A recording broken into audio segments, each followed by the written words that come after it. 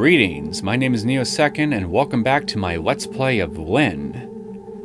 Where we last left off, studies are not exactly going too well for Lynn. She hasn't really been doing a whole lot of actual studying, even though she's basically on study leave from her school right now, and so therefore should have plenty of time to actually get some actual studying done, but she hasn't really been able to gather the willpower to actually open up her school textbooks. Instead, what she's been mainly doing is just basically thinking about her current life situation while doing things with either Susie, like helping her with her Nico career and talking about her very questionable relationship with her Asian boyfriend, called her Asian boyfriend Aki, or just dealing with the usual stresses that seem to be par for the course at home. And, well, anytime she sees her doppelganger, Lynn, expressing her irrational hatred towards her. Although, speaking of irrational hatred, it seems to be developing, her thoughts might be taking a pretty interesting, if somewhat possibly screwed up turn, because towards the end of the last episode, Lynn had a date with Rosie Palms, and towards the end, it was thoughts about her about doing things with her doppelganger that led to her stress levels going down, interestingly enough. At least until Jazz showed up late at night here and just kind of interrupted everything. And, well, like I said towards the end of the last episode, if everything goes straight to hell, I'm going to blame it all on Jazz here for not allowing her sister to finish that date. It'll all be on you, Silverhair. So, bottom line is, things are not exactly going any better for Lynn in the last episode than they did in the first one. In fact, they seem to slowly be getting worse. And I'm pretty sure that that pattern is going to definitely continue with this episode too. I'm still going to hold out against hope that maybe everything will turn out okay in the end, but I'm not going to hold my breath on that. Anyway, so that whole exchange with Lynn and her sister after Jazz caught her in bed is just finished up. So I'm assuming what I'm looking at here right now is another dream or nightmare of Lynn's. Let's see if I'm right on the money with this. Everything's made out of concrete. The walls, the floor, the ceiling. It's all dull and drab and gray. Mold sprouts in the corner of the room. It's dark black in the center, but pales around the edges to a soft, almost pastel blue. The mold would be almost pretty, I guess, if the rest of this place, whatever this place is, wasn't so horribly cold and dank and dark. I shift uncomfortably. My behind hurts. Cold leaks through the back of my trousers. My thighs are turning into ice. Why am I sitting down in a place like this? Where in the world am I? I try to get to my feet, but if I had to guess, going by the shape of the wall and the graffiti, I'm going to assume maybe a subway. Uh-oh. We're only a few minutes into it and already we're getting more stress. Now that felt good. A sharp wave of pain spikes through my right leg. It feels like something inside me is jammed. What happened? I look down, blinking, half afraid of what I might find, and And a soft, pained moan escapes from my lips.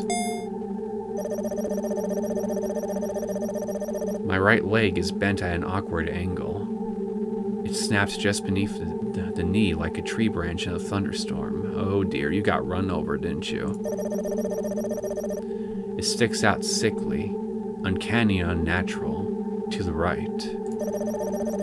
Much, much too far to the right.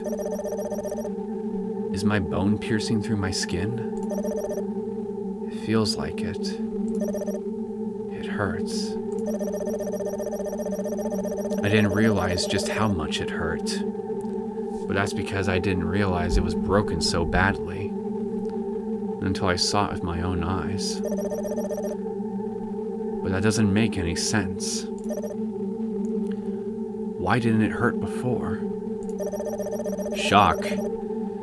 To my usually when you suffer a traumatic enough injury, it takes your body a minute here to really register the sensation of it, the pain, because it was just such a strong sensation here that basically your nerves are in shock. At least I think that's how it works. Something like that. Even if I couldn't see it, I should have been able to feel it.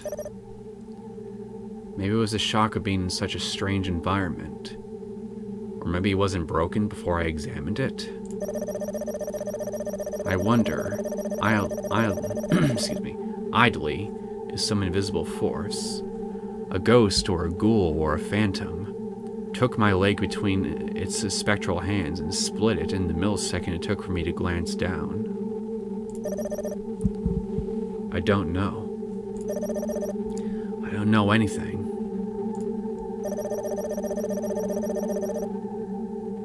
You know, I'm just now noticing the number up there in the upper left. Wonder what that's for. I bite my lower lip. My face is draining of color. I probably look like a mushroom. How did that happen? Okay, the number on the far left here keeps going up every time I see a new line of dialogue. So maybe it has something to do with the dialogue. How is any of this happening?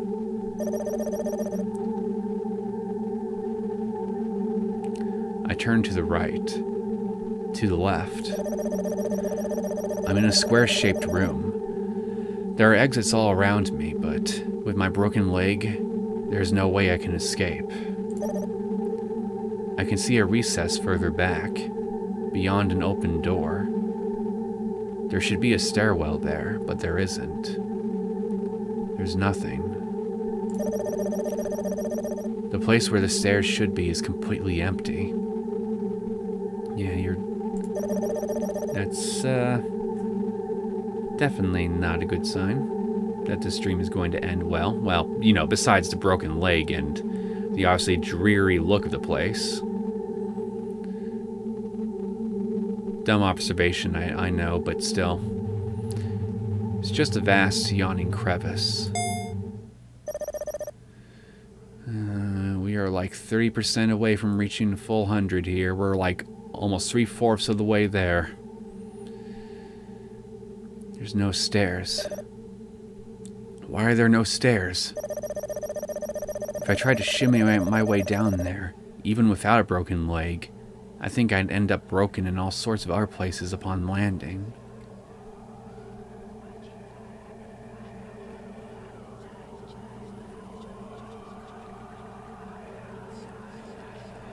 Trying to make out this whispering I'm hearing.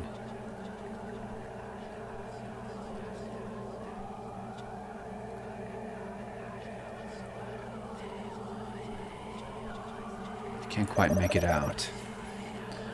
Ah, I see you're awake. Oh. There's a voice. It's low, but distinctly female. The voice echoes around the four walls of this drab, gray, mold-ridden room over and over again.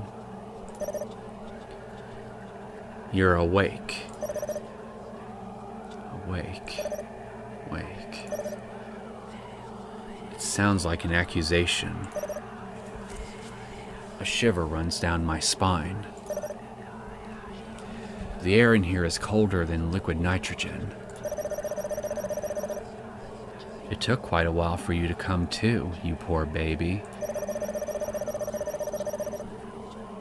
The woman's voice sounds concerned, but something about it sets my teeth on edge.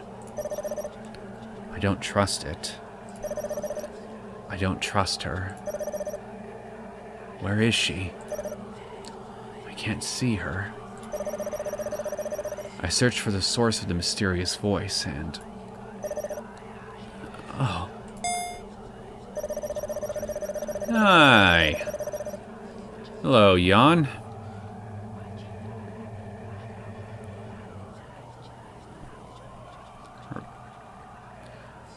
Excuse me.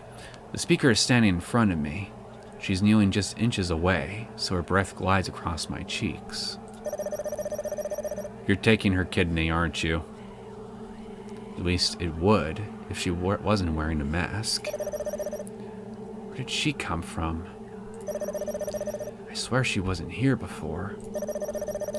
There was no body, just a voice. Voices are getting quieter.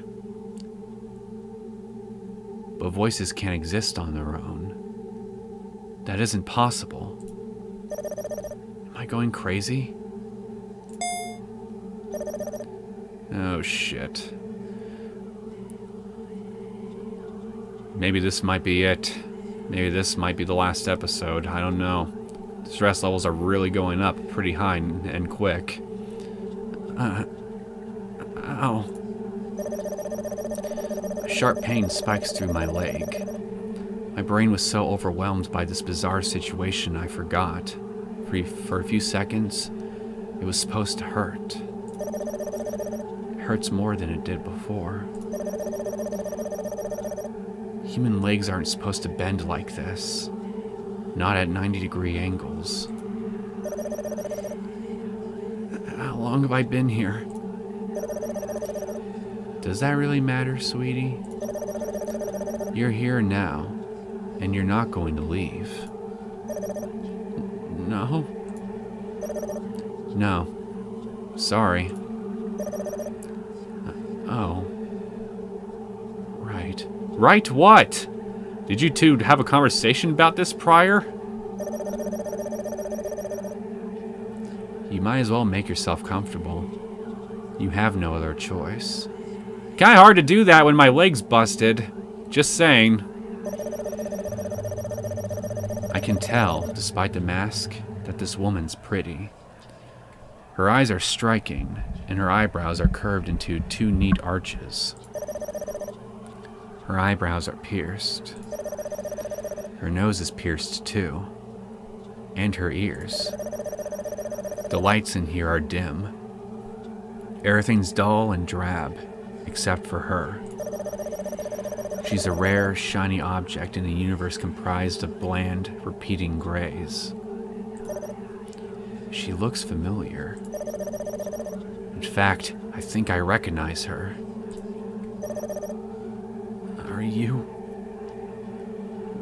Jan? My name doesn't matter. I think it clearly is. Going by appearances. I mean, all she's wearing is just a little surgical mask, I think.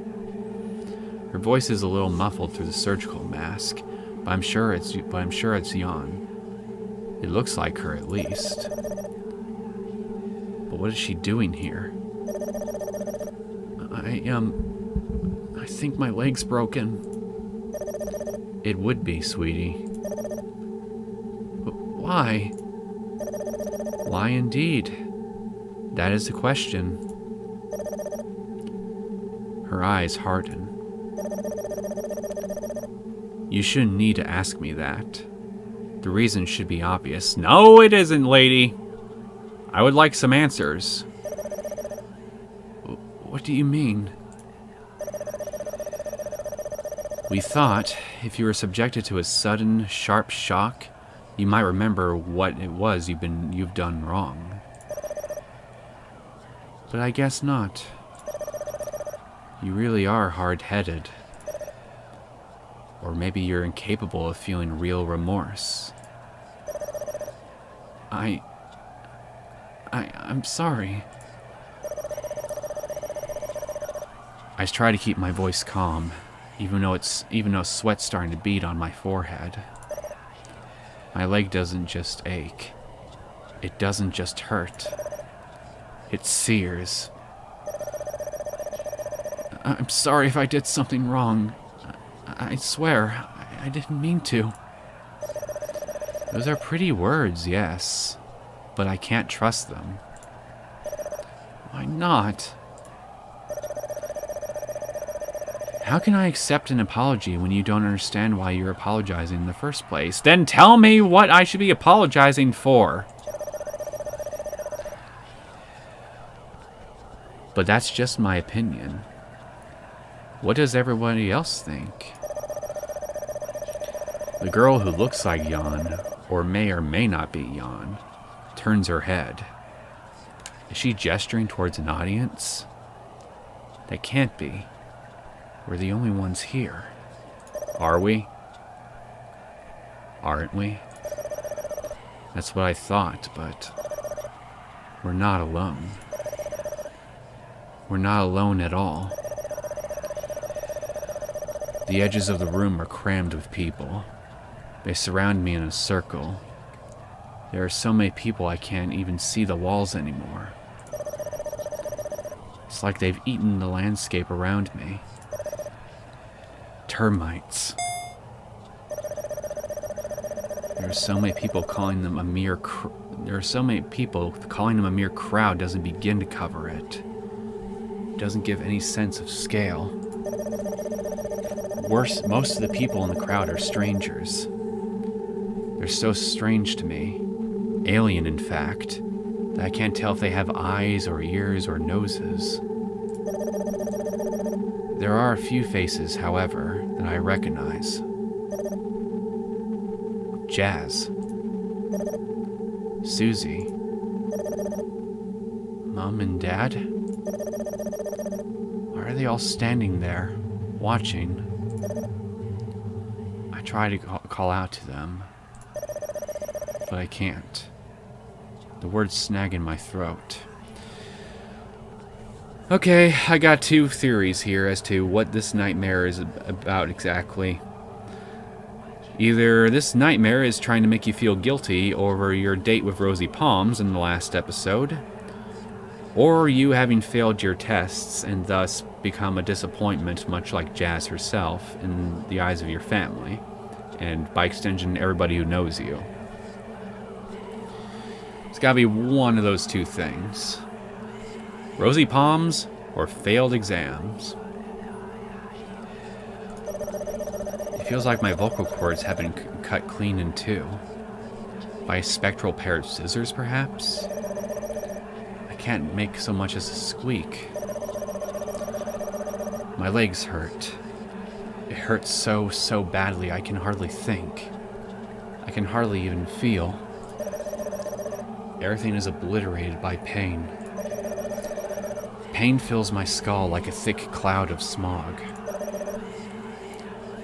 A cloud of flies. Oh dear. Seems like you really have let everybody down, dear. Her fingers caress my cheek gently.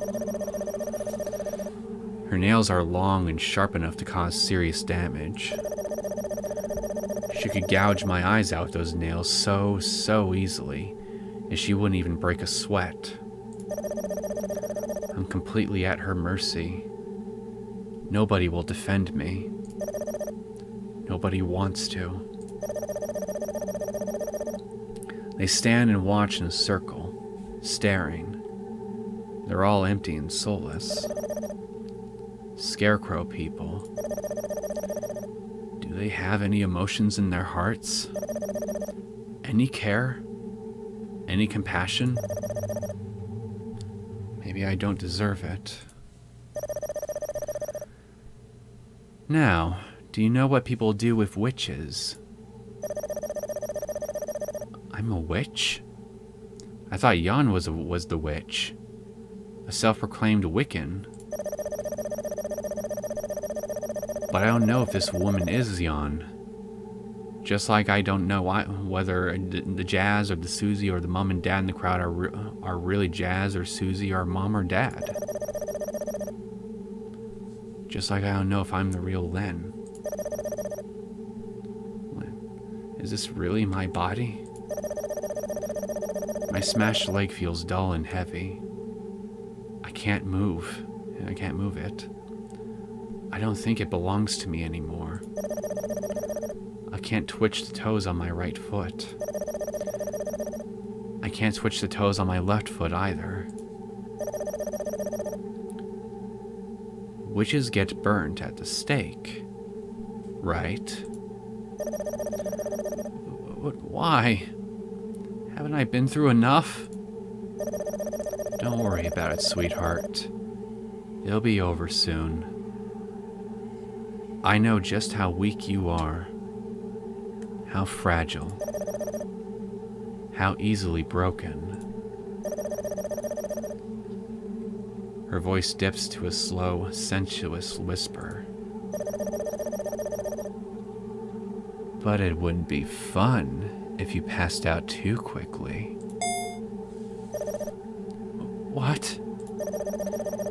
You did something wrong, sweetie. Even if you don't remember it. We do. Look at all the people you've disappointed. All the people you've let down. She glances at the shadowy crowd. They stare at me, unblinking, their eyelids permanently open. Maybe they can't blink. Do they even have eyelids? All of a sudden, this idea sounds rather sensible. Why should people need eyelids here? They exist solely to judge me. Of course they would stare. Excuse me. I'll just call for my lovely assistant. Is it going to be the other Lynn? The woman who looks like Jan claps her hands together. When she does, a girl steps forward from the crowd. Yep. She isn't a tall girl.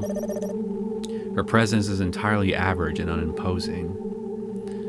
She's the polar opposite of the woman who reminds me of Jan.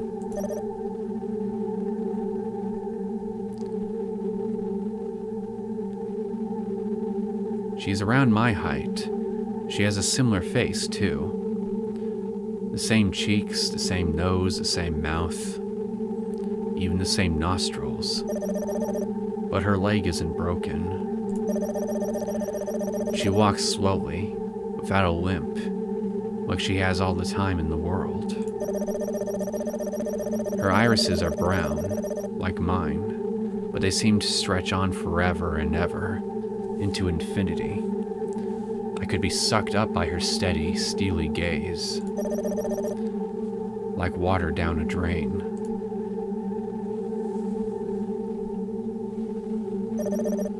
I know this girl. I know her, only too well. She's there all the time, whenever I'm asleep or awake. I can't escape from her. I can never escape. Give our guest a helping hand, dear. You know what to do. Lynn nods soundlessly and kneels down beside me. The woman who looks like Jan shuffles away, giving Lynn more space to perform whatever cruel ceremony she's supposed to conduct. Lynn reaches forwards. She takes hold of both my cheeks with her hands. Her palms are cold. I shiver. Is she even alive? Her skin is so pale, I'm beginning to wonder if there's any blood inside her. Maybe she doesn't have blood, but ice. That would explain why she's so cold to the touch. Her heart is a glacial lake, completely frozen over. I want to ask her why. Why are you doing this to me? Do you really hate me this much? Why do you hate me? How dare you hate me? How can you stand to make me suffer when I want to make you suffer much, much more?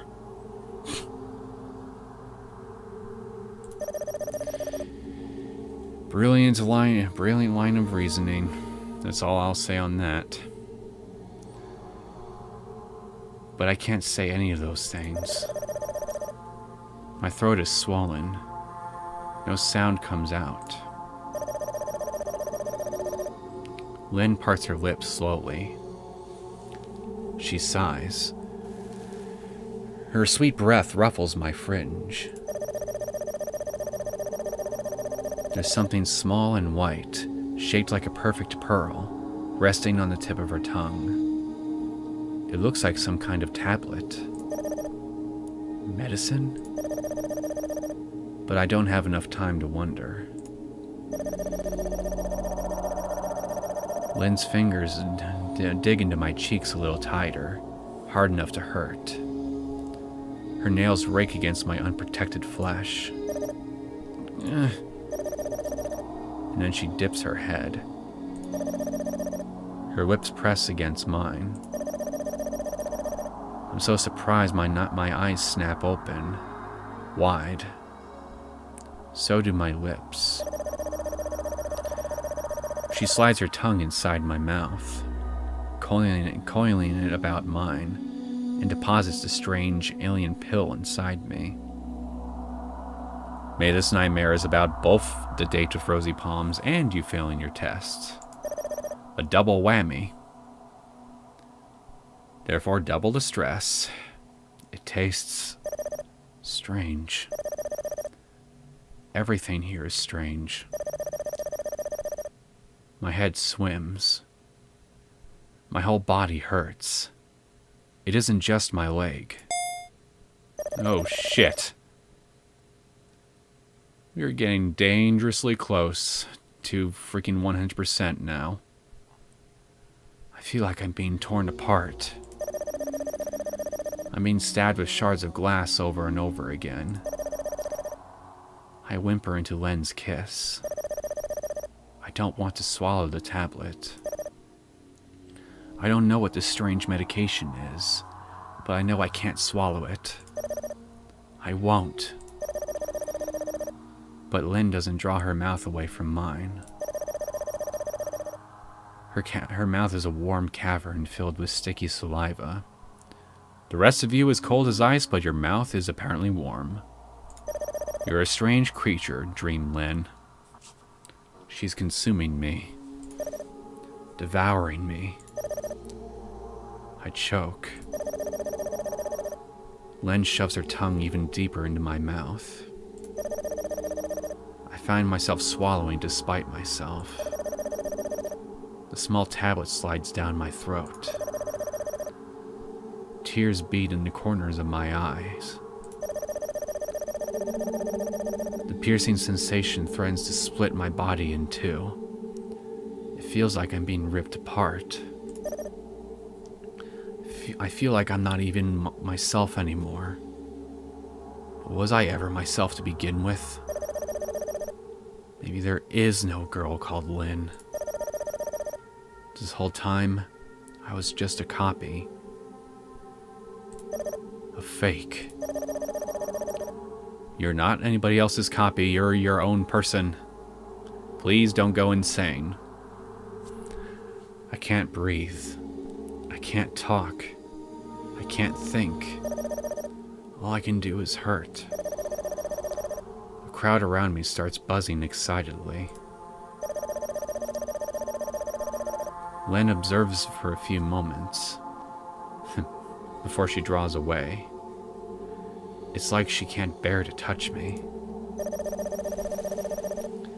I can smell something in the air. It's a smoky, acrid smell. It's a smell of burning flesh falling from the bone. You're on fire, aren't you? We are at 90%, ladies and gentlemen. I definitely think something bad is gonna happen this time, for sure. My skin is smoldering. My flesh is melting. The fat inside my body is bubbling. I'm hurting. That tablet is what's causing it, isn't it? It's literally somehow burning you from the inside out. I'm crying. I'm dying. My cheeks start to turn to liquid inside their my eyes start to turn to liquid inside their sockets. My eyes drip down my cheeks.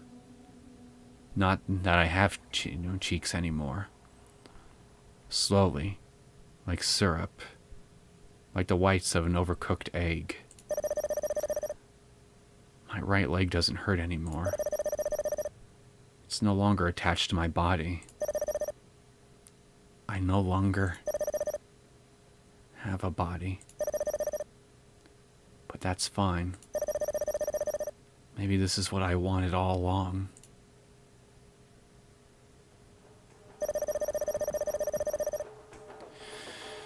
Oh, thank God that's over, but that's probably not going to count for much here, because we are literally at the threshold at this point.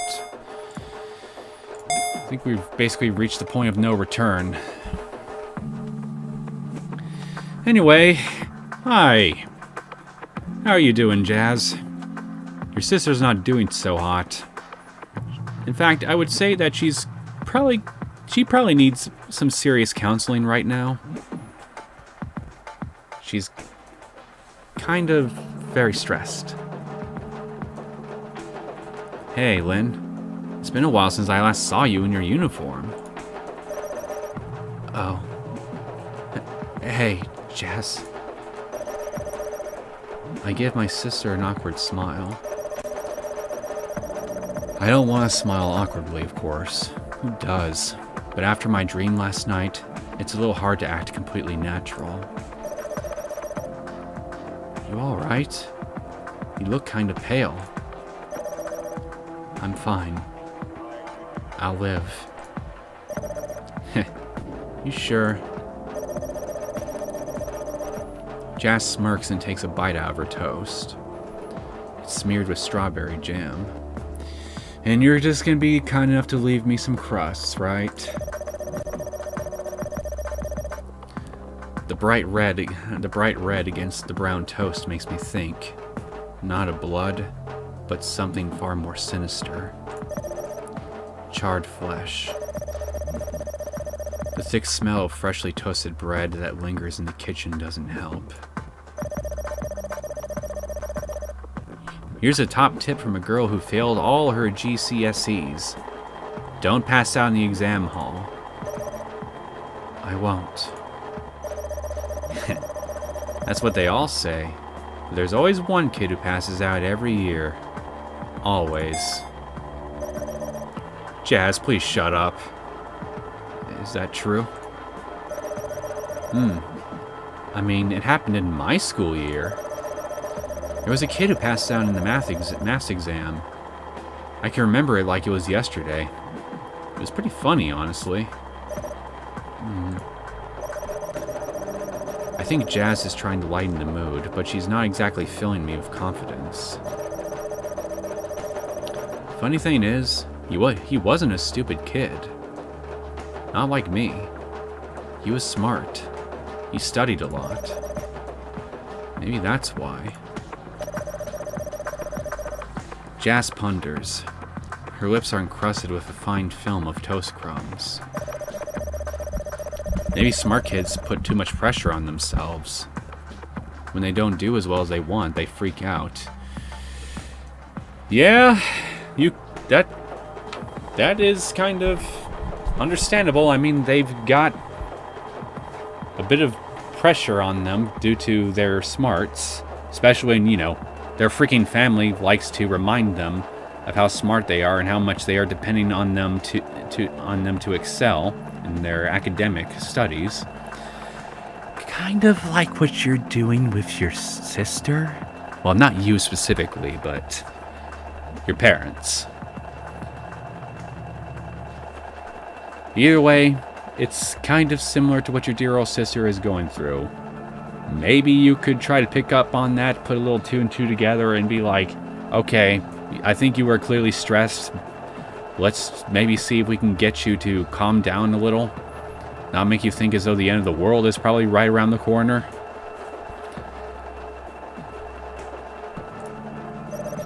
As for me, Jazz shrugs. She smiles. I knew I was going to fail everything, so I never really bothered. It didn't seem like there was any point in worrying. Even though Dad kept pushing you? Even so, I know what my limits are. Maybe you just didn't try hard enough. I didn't try at all. You shouldn't sound so cheerful about it. I know. It pisses Dad off too. I can see why, but... well... Dad works in construction. Mom works at checkout. We don't come from a smart family. I'm not a smart girl. I have no illusions of greatness. That's why Dad wants us to succeed. Well, I'm plenty happy living my life without amounting to anything, thank you very much. What about society? Society? What have they done for me recently? And Jas laughs. Fuck it all. It doesn't matter. Jas sounds proud. She sounds proud about everything.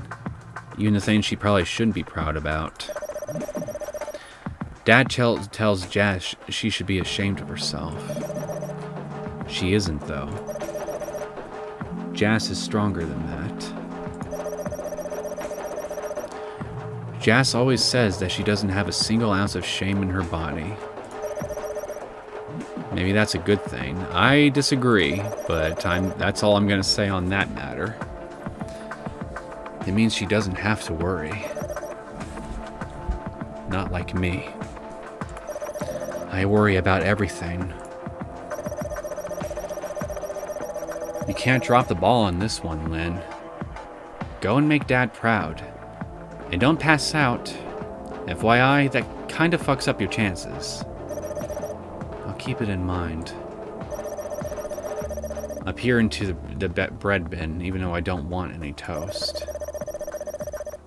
I'm worried. If I have any breakfast, I'll throw up on the train. Vomiting over a young child would be far, far worse than knocking into them with my school bag. It doesn't matter anyway. There are only crusts left. Oh, Jas. You never fail to disappoint.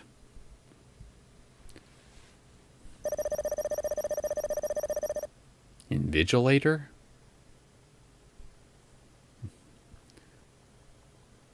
I guess that's the person who basically supervises these exams. All right. You may pick up your pens and open your papers. Your exam has now begun. A flurry of noise surrounds me. Do I hear beeping? Okay, it's coming from the game. Hundreds. I think there are around 200 kids in my year. Of maths exam papers are opened up and smoothed out by manicured fingers and bitten nails alike. I'm a little slower to start than the rest of my peers. I jolt. It feels like a screwdriver has been inserted into the base of my neck. What's beeping? What am I doing? I'm doing nothing. I'm sitting here, staring dumbly at the clock mounted on the wall. Our school is a little outdated. We do our exams in this old gym hall that hasn't been refurbished since 1980. It smells of dust and old sweat. The windows are small and high up. They only let in the barest minimum of light. I feel like I'm in a prison. A prison filled with rows upon rows of desks and chairs, with over 200 teenage boys and girls poring over their math exam paper. I was entered for the higher tier paper. I should have been doing foundation. My teacher had too many expectations.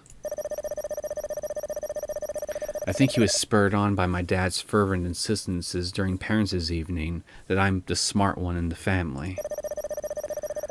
Sometimes, in a few of the practice papers I did in class, I managed to get B's. Sometimes meaning once. The rest of the time, I got C's or D's. Susie's in the second set for maths, and though she hardly ever studies, she's never received anything less than a B. Life isn't fair. Speaking of Susie, her last name is Hastings. She's sitting a couple of seats in front of me. I can see her brown pigtails bouncing as she peers through her booklet. Her pen, overly cute and pale pink, glints beneath the dim lights. She's writing. Only 5 minutes have elapsed, but it looks like she's finished the first couple of pages already. Ahem. 5% left. If something doesn't happen here during these exams, I'll be very surprised. One of the invigilators clears his throat. I shift, suddenly guilty. An invisible screwdriver applies even greater pressure to the base of my neck. Does it look like I'm cheating? I hope it doesn't look like I'm cheating. I open out my exam booklet and stare. Random groups of numbers stare back at me, broken with dotted lines for me to write down my answers. I have to pick up my pen. I have to gather my senses. I have to start writing. But I can't. My brain freezes. The questions near the beginning of the exam paper aren't even that difficult. I never had any issues with these before. Stress will do that to you. I find the perimeter of this shape. What is the circumference of the circle? Plot the line of best fit. It's not hard. I've answered questions like these before. But I can't now. For some reason, nothing makes sense anymore.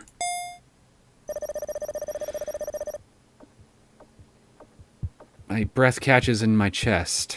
The whole world around me spins. I feel like I might fall from my chair, but the act of falling requires too much energy. All I can do is slump. I press one hand against my chest. My fingers are shaking. I'm too anxious to even raise my hand. I don't think I could walk to the toilet even if I did get permission, which is unlikely. The head invigilator is pretty scary. I don't want to deal with her. I don't want to deal with any of this. God, but how disappointed will Dad be? They'll all be so disappointed. I turned out to be an idiot. The biggest idiot. You're not an idiot. 10 years of education, and for what? I'm wasting it. I can't believe I'm wasting everything. Oh, sweet God. We're almost there. Susie's pale pink boots. Pen. Bobs. It catches in the light.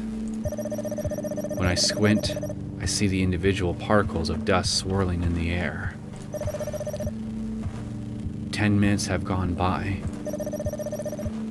I still haven't written anything. Everybody else is writing. I'm not. I can't. Why? I reach for my pen. My palms are slick with sweat. I bet Lynn's having no problems with this paper. She's in the highest set for maths, and though I've never seen any of her work, I'm sure she's a straight A student. She's just that sort of girl. I wonder where she is. I really don't think you should be focusing on her right now. You have enough on your mind as it is. Like, literally, enough.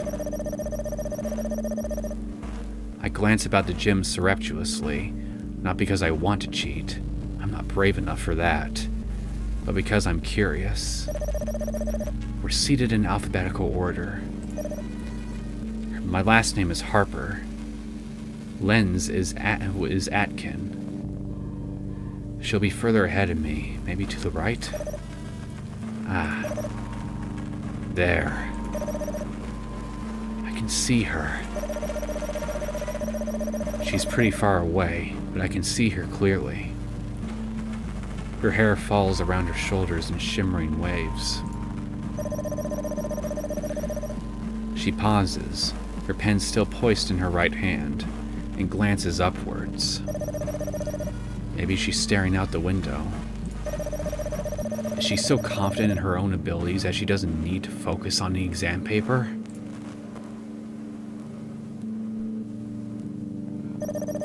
I shift and rub my thighs together.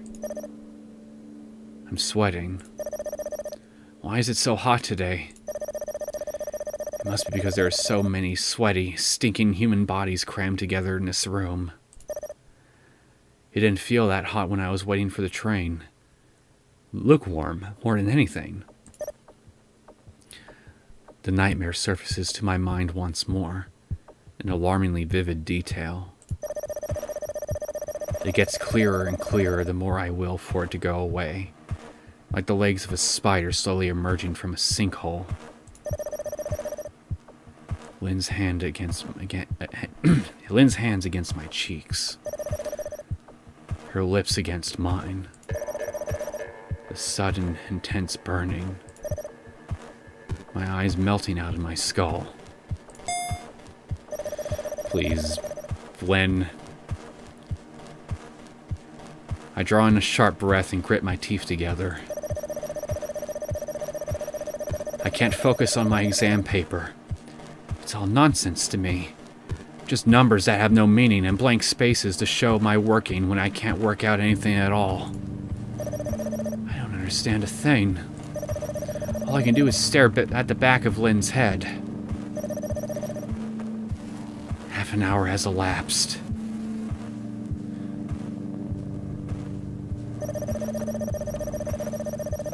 Lynn is looking down at her exam paper.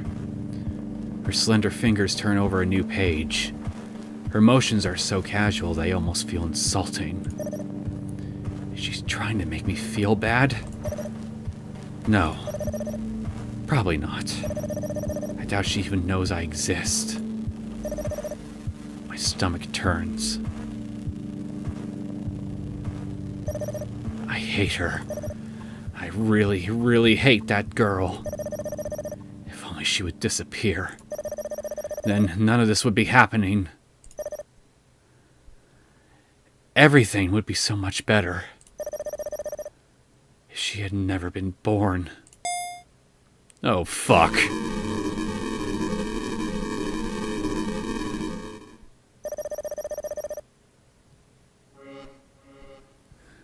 I don't remember closing my exam booklet. I don't remember putting my pen down. I hardly even remember picking my pen up. I don't remember holding my exam booklet in the air for the invigilators to collect.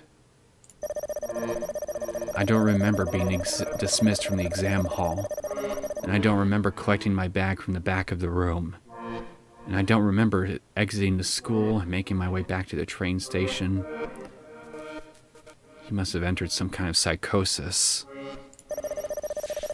But I must have done, because I'm here now.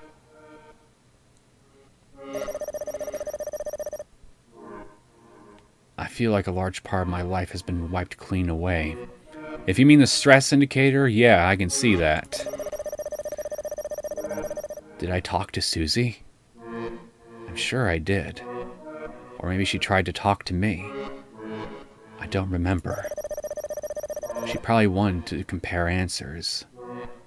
Not that she needs to. Susie's far, far smarter than I am. I have no advice to give her. You're not thinking of throwing yourself onto the train tracks, are you? No advice other than don't fuck up like I did. Not writing a single thing in your exam book that will do that to you. Fuck you up, I mean. Oh well. It's too late to worry about that. The exam's over now. The whole time, I stared at the back of Lynn's head. I didn't answer any questions. Not one. Dad's going to kill me. He's definitely going to kill me. He won't kill me right away because he won't find out. But when my results come in and he discovers I got a U on my math exams, he'll flip his lid. He'll be so, so angry.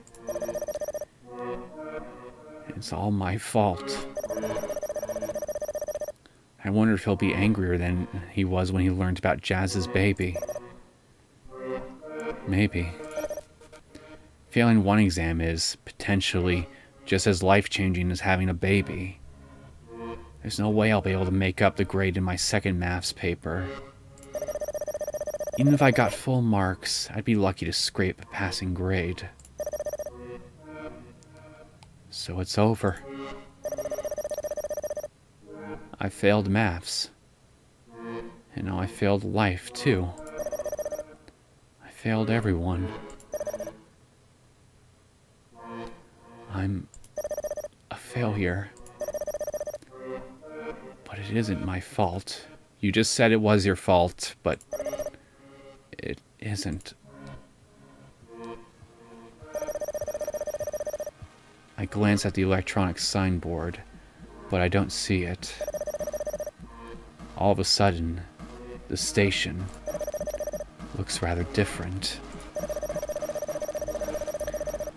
It isn't the same station I usually stand at, waiting for the train to take me back home. There are no pedestrians, no vending machines, no board displaying the next trains. The tracks are old and rusted. They're overgrown with moss and stinging nettles. Everything is dark gray and dreary. This place looks like it hasn't been used in a long, long time. It's derelict, all but deserted. I'm the only person here. Am I still in London? Am I dreaming? Maybe I'm still in the exam hall. Maybe I passed out during my exam. Is this another dream? But if it is a dream, then why does it feel so real? The air smells stale. The sky is dark gray. The clouds are light gray. The ground and the grass that grows upwards through the ground are black as pitch. The whole world begins to distort. I hold a hand against my eyes. They're burning. I'm burning. It's just like one of my dreams. Nightmares, I mean. I only ever seem to have nightmares. In this strange, bizarre, surreal world, anything could happen. Fish could swim in the air, birds could fly in the water, the days could reverse and tomorrow would be yesterday. There's no concept of time, but my heart continues to pound inside my chest, and my lungs continue to take in oxygen. A fine sheen of rain begins to fall from the sky. It's almost like the world is crying. But that's far too poetic a notion for a young, stupid girl like me. Girls like me, who can't answer a single question on their math GCSE paper, don't deserve to think such fanciful things. This train station, however, is certainly fanciful enough. Is this my own world? Am I the only person here? No, I bet your doppelganger's here. Excuse me. You're in my class, right?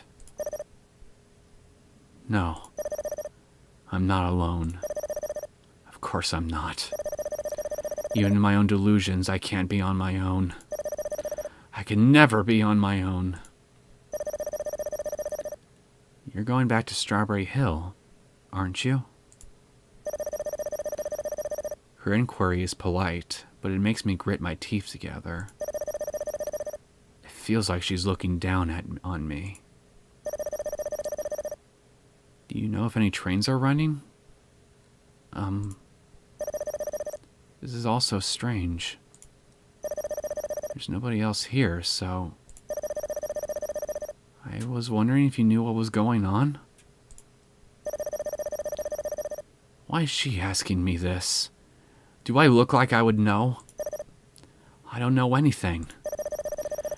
Maybe, behind her innocent facade, she's mocking me. Just like everybody else. She's mocking me because I'm not her. I'm just me. Plain, boring Lynn. Not Lynn. She isn't me. I wish I was her, or maybe she was me. That we were the same. But we're not. We can't be.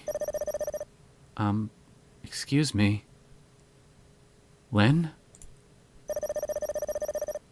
I don't think she's ever addressed me before. What are you doing, Lynn?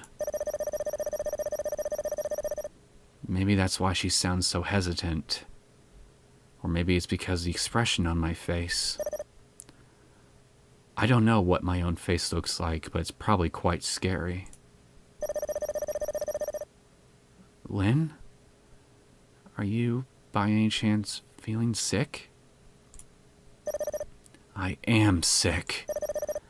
I'm sick of her. Lynn? She extends her arm out slowly. Is she going to touch me? My body shivers. I want her to touch me. But at the same time, I don't. I can't let her. So I take a step backwards. Disgusting. Excuse me? Didn't you hear? You're disgusting!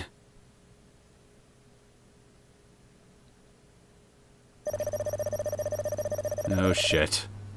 I push her away. Hard. I push so hard, in fact, she stumbles. Her eyes widen in surprise. Oh! She falls backwards. Her behind hits the ground with a soft thud. She blinks up at me, anxious and unsure, and afraid. Yes. She should be afraid. Run! I'm the one with the power here. I don't usually have power in my dreams. But I do now. It would be foolish if I did not use it. Right? Lynn, stop. I kneel down, straddling Lynn's chest. My thighs pin her limp body at both sides. I need to block off her escape routes. Even if she tried to throw me off, I don't think she could. Her arms are white as chalk, skinny like twigs, and she doesn't have enough power to push me away. I won't let her push me away. Lynn, you... Why? Why should I need to answer her? I don't need to answer. Shut up. I slap her across the face. Her head jerks to one side of a sickening smack. For a few moments, I worry I might have shattered her skull. Listen to that voice of worry and reason, please. Is she really that fragile? Of course she is. I'm fragile too. Maybe all people are, to a certain extent. Even people like Dad. But I'm not the same as Lynn. We can't be. Lynn, why are you doing this? Lynn blinks at me. Her eyes are filled with tears. A dark, deep purplish bruise blossoms across her cheek like a rare flower. It's almost pretty. Not pretty enough. I want to hurt her more. Much, much more. I'm tired. I'm tired of being the one who gets hurt all the time. I slap her again. And again. And again.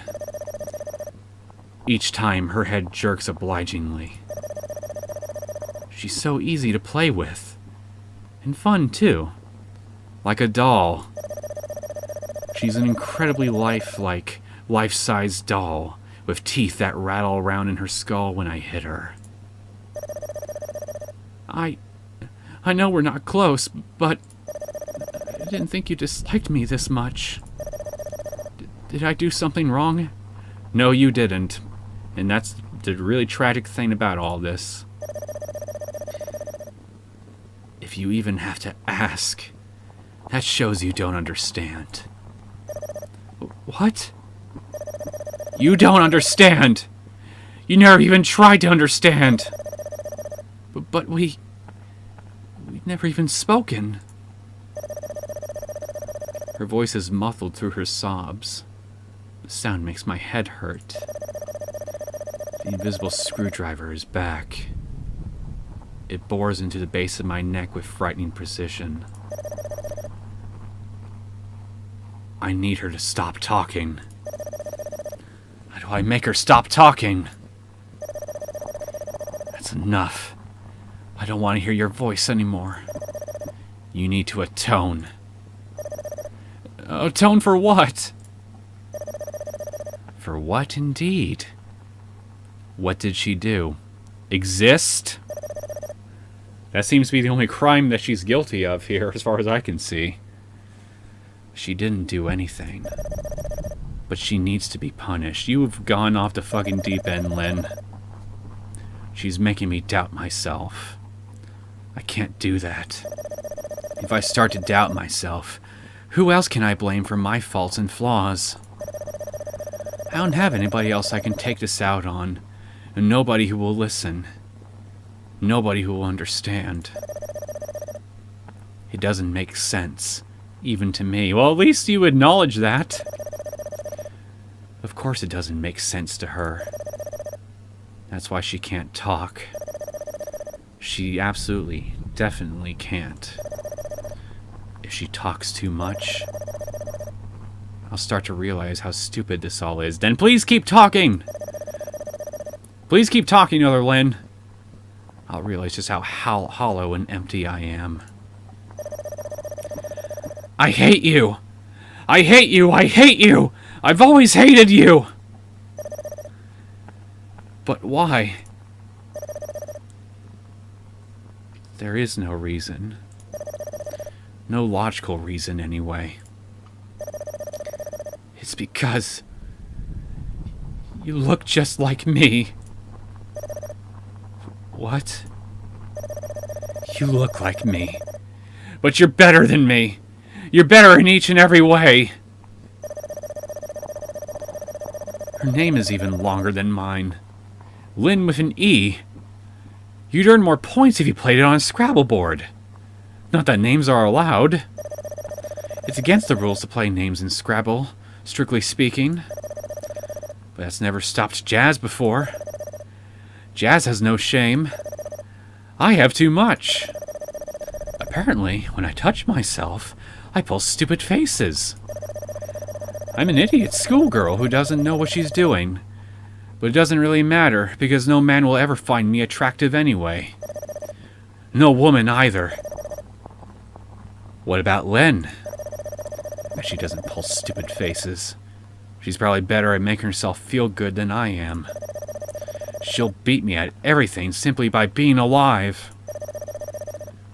There's only one solution then. Lynn, no. Disappear. Just disappear!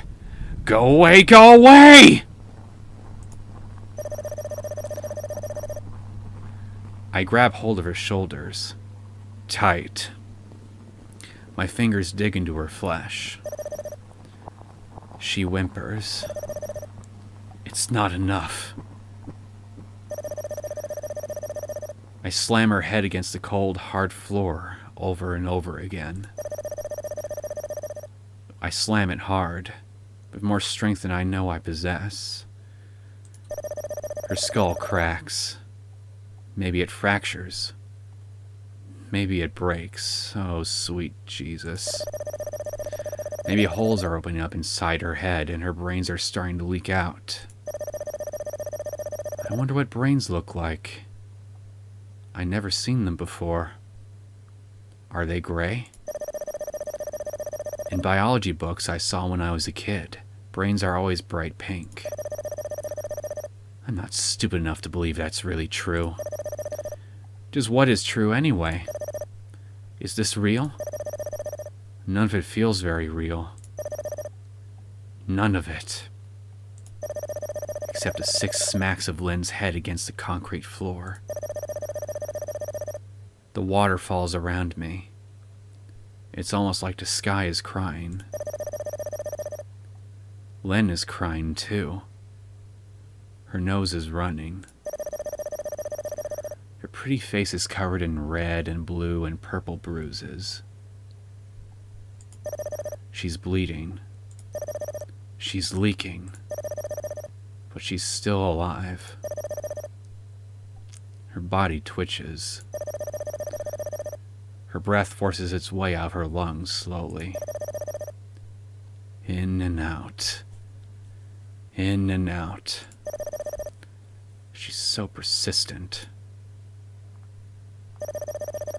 Just go. Just disappear. Go away.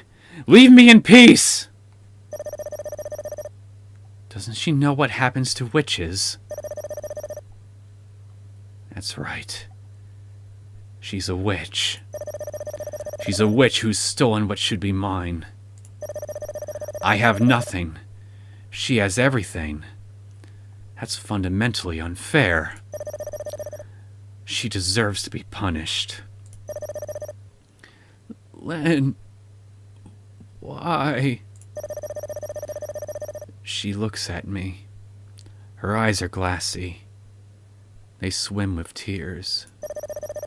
She's so wet you could probably stick a goldfish or two in one of her eye sockets. I bet it would be able to bob along quite happily. That is, if goldfish are saltwater fish. I'm not sure. I'm not smart. But I am smart enough to know the answer to her question. I have to hurt her. She has to suffer. That's just the way of the world. All because I'm not you. And I wrap my fingers around her throat.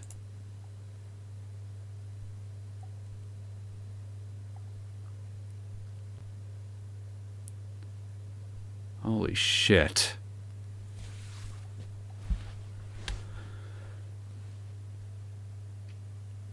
I mean, I kind of saw something like this coming, but I didn't think it would quite resort to her straight up brutally murdering her doppelganger. I thought what would probably happen is she would just have a emotional breakdown or something, and she'd be put into a psych ward or something. But still, I guess it's not too terribly surprising considering, well, her doppelganger was the object of her obsession after all.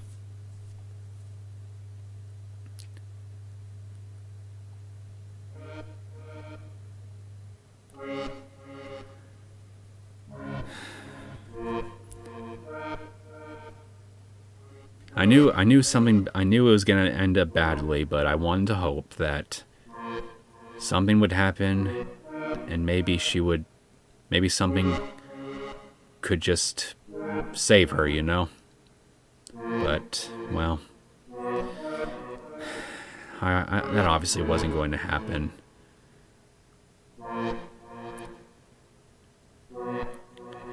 So, this has been Lynn. It was, not quite as short as I was expecting it to be, like I said earlier. But all the same, I am glad that I checked it out. It was a short, simple little story of a young high school girl just literally being driven mad with stress in her life. And just, it ended in the most tragic way possible.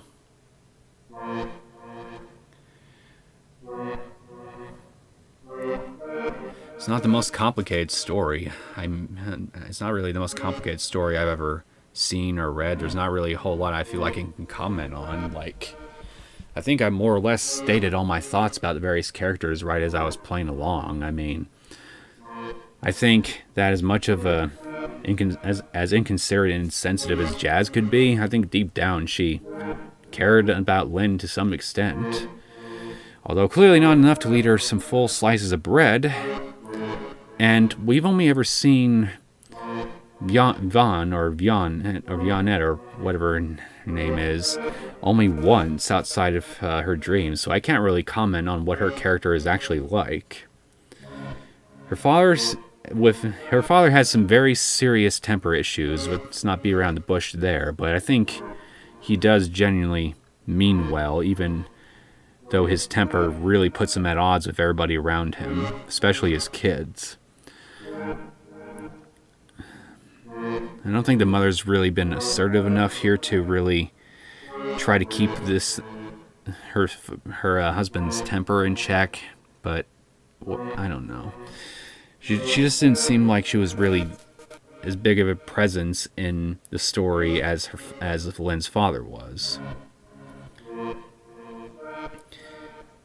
Susie was, well, a friend with very one-sided ideas of the world, shall we say. A lot of which I don't think is really accurate to reality. And, well, who knows what she's doing right now, or at least what she was doing by the time her friend had her psychotic break, basically.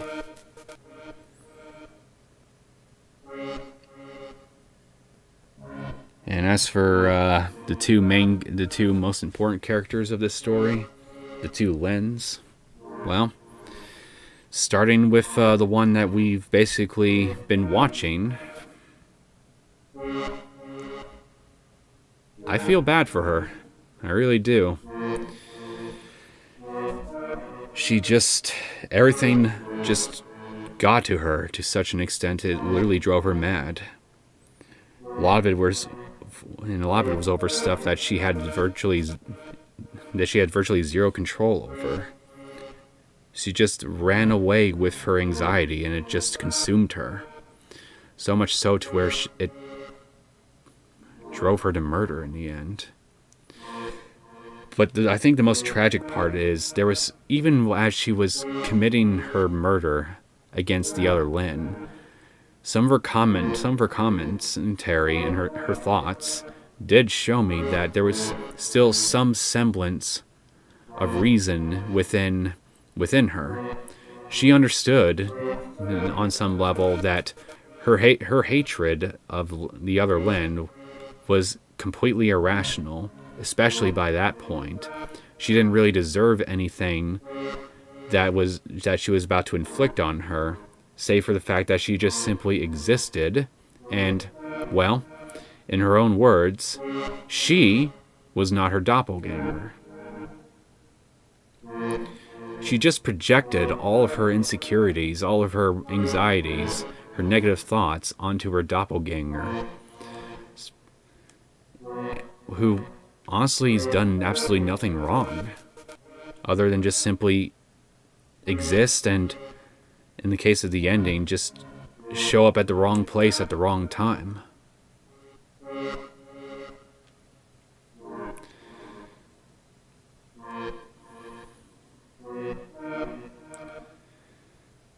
It's just tragic, really.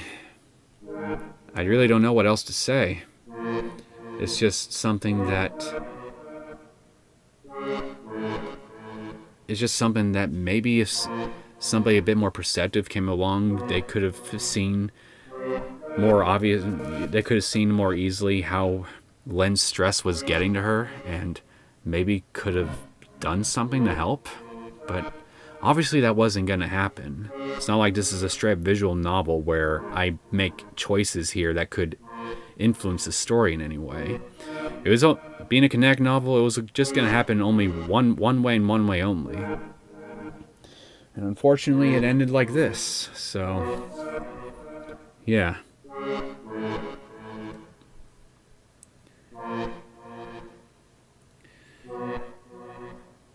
All I can say, Lynn, is if you didn't think your life was ruined before, your psychotic break and your murdering of the other Lynn will certainly ruin it.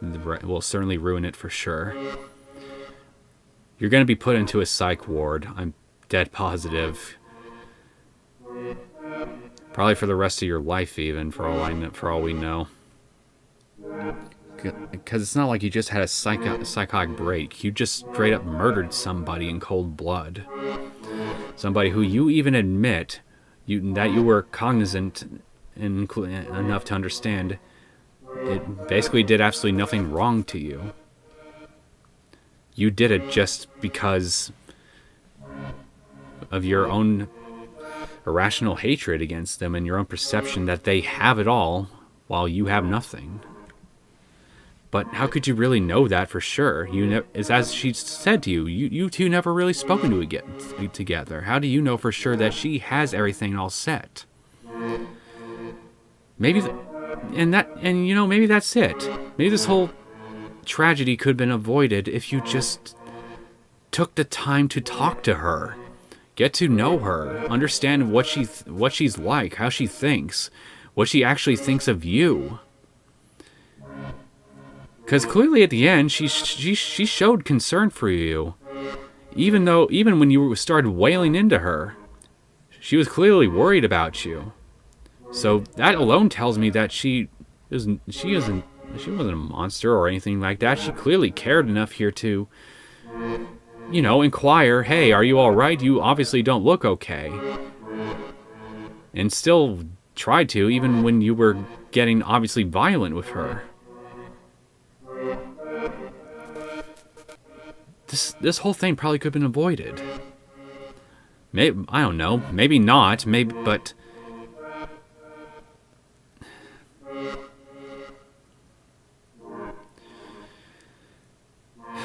And then, of course, I'm also thinking how both Lynn's families, how both their families are going to deal with, learning that one's dead and the other basically killed her in cold blood in a psychotic break.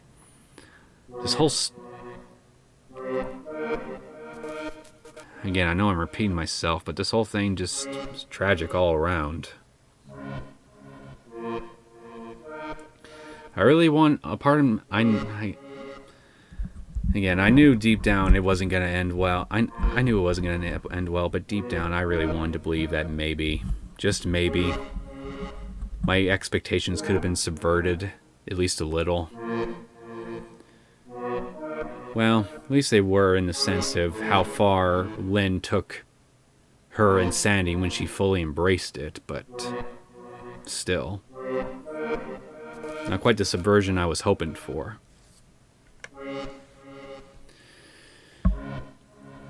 Anyway, I think I've said all that there really is to say about this. So, like I said, this has been Lynn. This whole thing has gone on longer than I expected it to. Kind of thought I'd get it done like maybe in one episode, but no. Took me like 3 episodes. Anyway, I hope that you enjoyed this. I hope you enjoyed this final episode of Lynn, or even this entire series if you've watched it from start to finish. If you did and you want to see more content from me, feel free to subscribe to my channel. I will see you guys next time. Take care.